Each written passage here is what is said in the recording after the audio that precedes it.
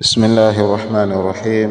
الحمد لله رب العالمين، والصلاة والسلام على رسول الله محمد صلى الله عليه وعلى آله وصحبه وسلم. Kuna makala ambazo zinaenea na watu wanasambaziana, ambazo makala hizo ni makala za watu wa bid'a na watu ambao wanapiga vita Uislamu, na ni katika mambo ambayo ya kibida, wala si katika mambo ambayo yalikuwa yamethibiti kutoka kwa Bwana Mtume sallallahu alayhi wa ala alihi wa sahbihi wasallam, na baadhi ya sautiyat za baadhi ya watu wakishajihisha katika masala hayo ya kibida. Miongoni mwa makala hizo ni makala ambayo inaenea kwamba katika usiku wa Shaaban, usiku wa mwanzo, kwamba kuna rakaa 12. Hili ni jambo ambalo lilikuwa hajathibiti kutoka kwa Mtume sallallahu alaihi wasallam, na ni katika mambo ambayo yalikuwa ya bid'a, na ni katika mambo ambayo yalikuwa yamezuliwa. Rakaa 12 hizo ambazo zinazo daiwa kwamba zinaswaliwa katika usiku wa mwanzo ni rakaa za kibida, ni katika mambo ambayo ya uzushi, ni mambo ambayo yalikuwa hajathibiti, na hayo mara nyingi sana nakutikana katika vitabu vya Kishia. Katika vitabu vya Kishia ndio ambayo yalikuwa yamezuliwa mambo hayo. Katika vitabu hivyo huko ndiko ambako anakopatikana, lakini kutoka kwa Bwana Mtume sallallahu alaihi wasallam jambo hilo halijathibiti. Kwa hiyo Muislamu anatakana kwamba achukue tahadhari juu ya bid'a ambazo zinazoenezwa ima kupitia makala au kupitia sauti za baadhi ya watu ambao wenye kuzilingania bid'a hizo.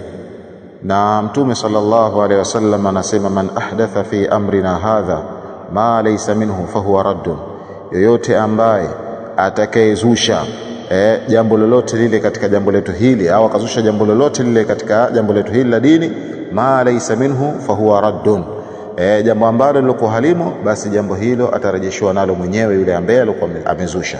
Na katika riwaya Imam Muslim anasema, man amila amalan laisa alayhi amruna, yoyote ambaye atakayetenda kitendo ambacho kitendo hicho hakuna juu yetu amri yetu, fahuwa raddun, basi kitendo hicho atarejeshwa nacho mwenyewe. Kama hizi rakaa 12 ambazo watu walikuwa wamezizusha katika usiku wa mwanzo wa mwezi wa Shaaban. Kwa hiyo hapajapokelewa kutoka kwa Bwana Mtume sallallahu alaihi wasallam wala kwa masahaba kwa riwaya ambazo zilizokuwa sahihi kwamba labda wao walisali rakaa 12 kutoka kwa nani, kipokea kutoka kwa Mtume sallallahu alaihi wasallam. Hili ni jambo ambalo lilikuwa limezushwa. Kadhalika vile vile katika mambo ambayo yanayozungumzwa kwamba Mtume sallallahu alaihi wasallam kwamba akifunga mwezi mzima wa Shaaban, au kwamba wakishajishana watu kufunga mwezi mzima wa Shaaban wakiunganisha na Ramadhani. Alikuwa Mtume Muhammad sallallahu alayhi wa alihi wasallama akifunga mwezi wa Shaaban na akiuunganisha na mwezi mtukufu wa Ramadhan. Kwa hiyo akifunga mfululizo Shaaban anauunganisha na mwezi wa Ramadhan. Hili vile vile halijapokelewa kwa riwaya ambazo zilizokuwa sahihi. Na mama Aisha radhiallahu anha katika hadithi ambayo ipo katika sahihi mbili, sahihi al-Bukhari na sahihi Muslim, Aisha radhiallahu anha anasema, kana Rasulullah, alikuwa mjumbe wa Allah sallallahu alaihi wasallam, yasumu hatta naqul la yuftir, alikuwa akifunga mpaka tulikuwa tunasema mtume hatofungua, wa yuftir hatta naqula la yasum, na alikuwa mtume sallallahu alaihi wasallam akila mpaka tukisema kwamba hafungi. Mtume sallallahu alaihi wasallam alikuwa katika hali hiyo. Kisha akasema Aisha radhiallahu anha, fama raaitu Rasulullah sallallahu alaihi wasallam, sijapatapo kumuona mtume wa Allah sallallahu alaihi wasallam, istakmala siyama shahrin illa Ramadhan, akikamilisha mwezi mzima kuufunga illa Ramadhan, isipokuwa mwezi wa Ramadhan. Wama raaituhu akthara siyaman minhu fi Shaaban, wala sijapatapo kumuona mtume sallallahu alaihi wasallam akiwa ni mwingi wa kufunga katika mwezi kama vile ambavyo nilivyokuwa nikimuona katika mwezi wa Shaaban. Kwa hiyo mwezi wa Shaaban alikuwa mtume sallallahu alaihi wasallam akifunga funga nyingi sana. Ama hadithi ambayo ipo katika Sunan Abi Daud ni hadithi sahihi ambayo Ummi Salama anasimulia kutoka kwa mtume sallallahu alaihi wasallam, annahu lam yakun yasumu min as-sana shahran tamman illa Shaabana yasiluhu bi Ramadhan, kwamba mtume sallallahu alaihi wasallam alikuwa hafungi katika mwaka mzima shahran tamma, yani akifunga mwezi kwa ukamilifu, illa Shaaban, isipokuwa mwezi wa Shaaban, yasilhu bi Ramadhan, akiunganisha na mwezi wa Ramadhan. Hadithi hii huenda ndo baadhi ya watu wakahadaika au wakadanganyika, wakaona kana kwamba Mtume sallallahu alaihi wasallam akifunga mwezi mzima wa nini, mwezi mzima wa Shaaban akiunganisha na Ramadhan.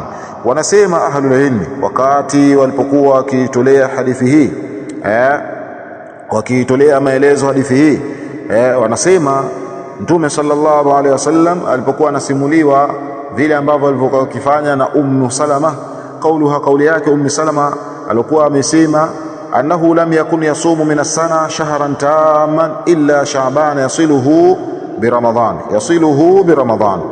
Wanasema ahlul ilmi ay kana yasilu siyama Sha'ban bi siyami shahr Ramadan, wal muradu bi itmamihi li Sha'ban siyamu mu'dhamihi.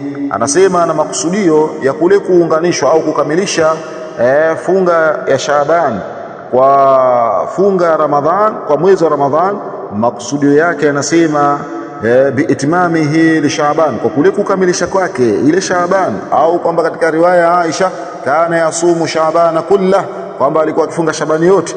Makusudio yake wanasema siyamu mu'dhamihi, ni kufunga siku zake ambazo zilizokuwa nyingi sana, ni kufunga siku zake ambazo zilikuwa nyingi sana, kama katika baadhi ya riwaya ambayo iliyokuwa imekuja katika riwaya ya Muslim kwamba Aisha radhiallahu anha anasema kana yasumu Shaaban kullah illa qalila, kwamba alikuwa akifunga Shaabani yote isipokuwa akibakisha kidogo, kwa maana sehemu kubwa Mtume sallallahu alikuwa akifunga mwezi wa Shaaban, lakini akibakisha sehemu ndogo sana.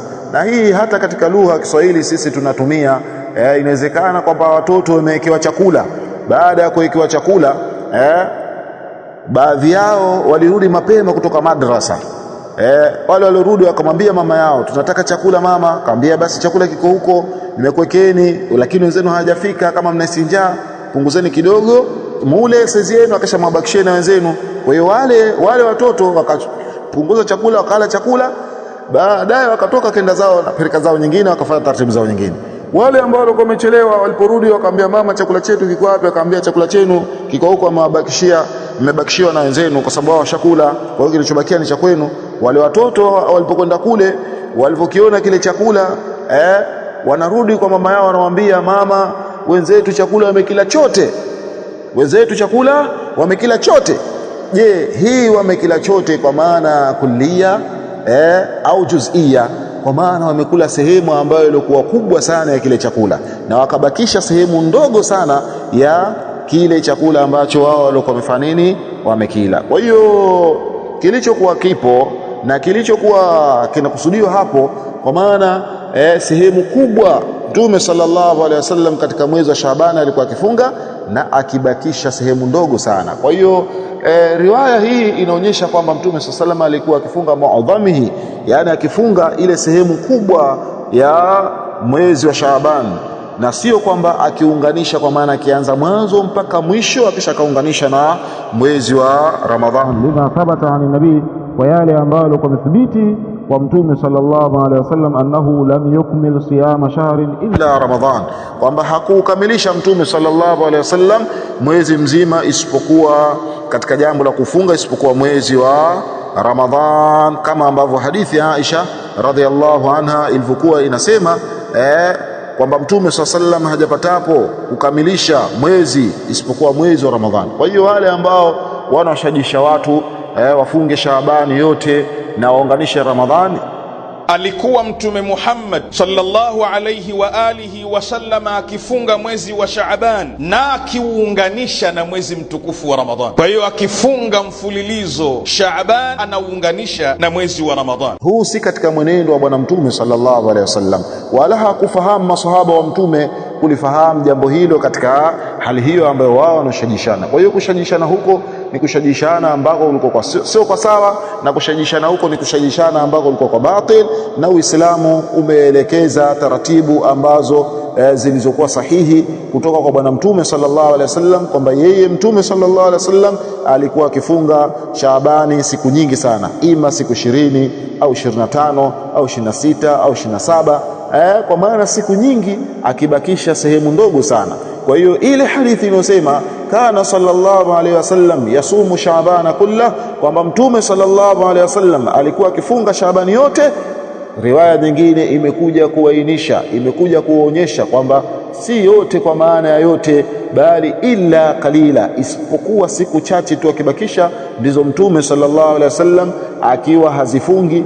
Lengo na madhumuni kutofautisha kwamba hakuna mwezi ambao unafungwa wote isipokuwa mwezi wa Ramadhani. Kwa hiyo tumeonelea tutoe maelezo haya na kutoa majibu haya dhidi ya zile makala zinazosambazwa kuhusiana na rakaa 12 katika usiku wa mwanzo wa mwezi wa Shaaban. Ni katika mambo ya bid'a. Watu wasijichoshe, watu wasijishughulishe nazo rakaa 12 hizo ambazo watu wanaswali katika usiku wa mwanzo wa mwezi wa Shaaban. Ni katika swala za kibida, ni katika swala za uzushi, hazijathibiti kutoka kwa Mtume sallallahu alaihi wasallam. Kadhalika vile vile hapajathibiti kutoka kwa bwana Mtume sallallahu alaihi wasallam wala kwa masahaba zake kwamba wao walikuwa wakifunga mwezi mzima katika mwezi wa Shaaban, bali hadithi zimekuja na zikajitoshelezesha, zikachambuana baadhi yake kwa nyingine kuonyesha kwamba Mtume sallam alikuwa akifunga siku nyingi za mwezi wa Shaaban, akibakisha siku chache sana, lakini mwezi mzima ambao alikuwa akifunga bwana Mtume sallallahu alaihi wasallam ulikuwa ni mwezi wa Ramadhan. Bihadha alqadri naktafi, tunafupilizika hapo. Tunamwomba Allah subhanahu wa ta'ala atujalie haya ambayo tulikuwa tumeyazungumza iwe katika mizani ya mema yetu siku ya kukutana naye Allah subhanahu wa ta'ala, yauma la yanfa'u malun wala banun illa man ata Allah biqalbin salim. Subhanaka Allahumma bihamdik, nashhadu an la ilaha illa anta, nastaghfiruka wa atubu ilaik. Barakallahu fikum wa jazakumullahu khaira.